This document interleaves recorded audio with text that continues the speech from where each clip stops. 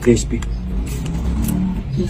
Dahil nagugutom na naman tayo ay tara, samahan nyo ako at tayo ay magluluto ng crispy chicharong bulaklak na pwedeng pang pulutan at syempre pwede rin pong pang ulam.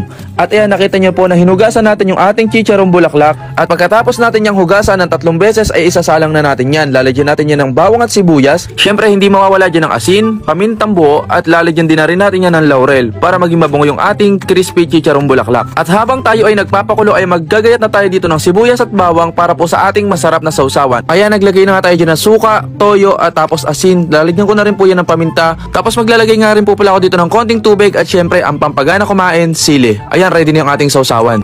At pagkatapos nga ng kulang-kulang 1 oras ay chinik ko na tong ating chicharong bulaklak at sa part na to ay nakita ko na malambot na kaya hinango ko na po yan. At pagkatapos po natin tong hanguin ay palalamigin lang po natin to ng mga 30 minutes bago po natin to prituhin para mas maging okay at mas maging masarap po yung ating chicharong bulaklak. May iba't ibang paraan nga po pala ng pagluluto or pagpiprito ng chicharong bulaklak. Guys, alam naman po natin na yung chicharong bulaklak po talaga ay sobrang mamantika kaya yung diskarte na ginagawa ko dito pagka po talaga pangkain lamang ay hindi ko na po nilalagyan ng mantika. Kung mapapansin nyo, nilagay ko na po agad yung ating chicharong bulaklak nang hindi pa po mainit yung ating kawali. And pagkatapos nan ay babalik na rin lang po natin ng paulit-ulit yung ating chicharong bulaklak para po maging pantay yung kanyang pagluto. Ang isa pa pong advantage ng gantong klase ng pagpiprito or pagluluto ng chicharong bulaklak ay hindi po tayo mapuputukan ng mantika. Alam naman po natin na pag nagluluto tayo ng gantong klase ng pulutan or ulam ay talagang tumatalsik yung kanyang mantika. Kung mapapansin po natin ay sobrang kalmado lang po ng ating pagpiprito. Kung tatalsik man po to ay sa bandang dulo na po kaya doon na po tayo medyo mag-iingat. Ito yung matatawag natin na literal na pinarito sa sariling mantika. Grabe, kita nyo naman po kung ganong kadaming mantika yung natanggal natin dyan. Kaya medyo mababawasan yung mga mantika na possible natin makain kung hindi gantong klase ng pagluluto yung ating gagawin. Ayan guys, sa part na to ay hinahango na po natin yung ating mga chicharong bulaklak pero hindi pa po yung ganong ka-crispy dahil mamaya ay ise-second fry pa po natin yan para masigurado nating masarap at malutong yung ating chicharong bulaklak na bagay na pampulutan at syempre bagay na bagay din pong pang ulam. At ayan guys, sa part na to ay magsa-second fry na tayo. Kung nakita nyo ay naglagay lang po ako doon ng konting asin para makita natin kung ganong kainit na po yung ating mantika. At pag sobrang init na po ng ating mantika ay doon na po natin ilalagay yung ating chicharong bulaklak dahil kaprasong oras lang po to ay matatapos na po agad yung ating pagpiprito. Kung nakita nyo ay tumalsik po yung ating chicharong bulaklak, ito na po yung sinasabi ko na possible pa rin po siya pumutok pero sa dulo na po at sobrang minimal lang po. Sa part na to ay masasabi kong luto na at crispy na yung ating chicharong bulaklak kaya hahanguin ko na po yan. Gantong klaseng chicharong bulaklak nga yung makakalimutan mo nagda-diet ka at sigurado mapapa-extra rice ka or mapapa-extra tagay ka. Ano pang inaantay nyo? Tara, tikman na natin to.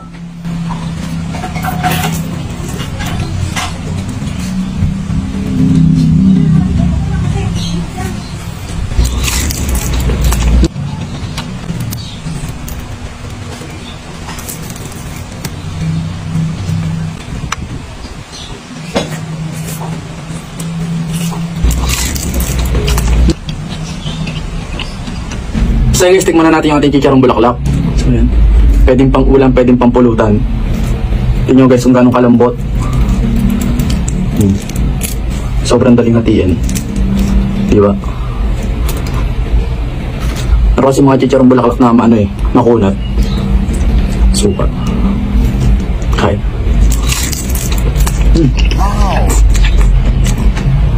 Sarap.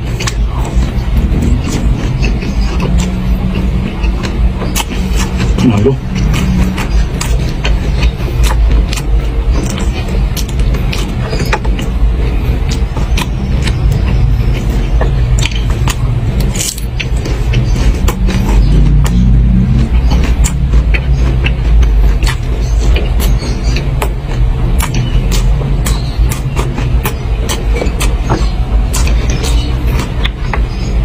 Subukan nyo to guys.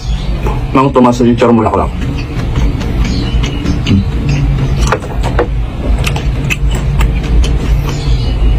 Crispy.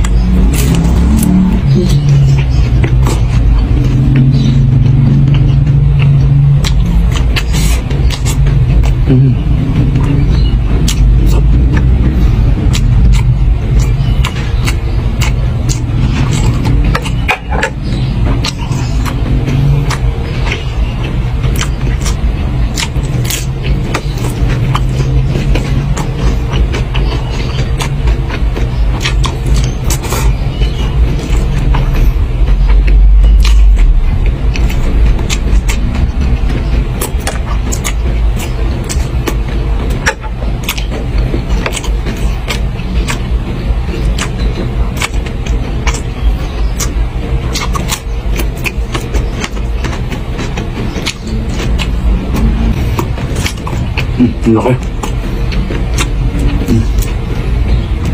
Ganito kalambot po yan, no? Diba? Ang dali na tiyo.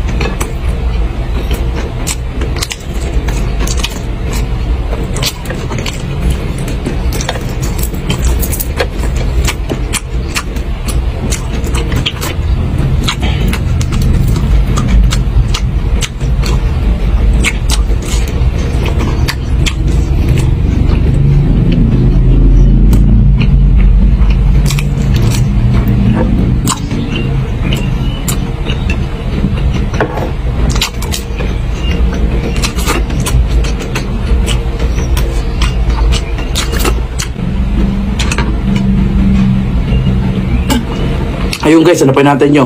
Try nyo na rin to, chicharong bulaklak.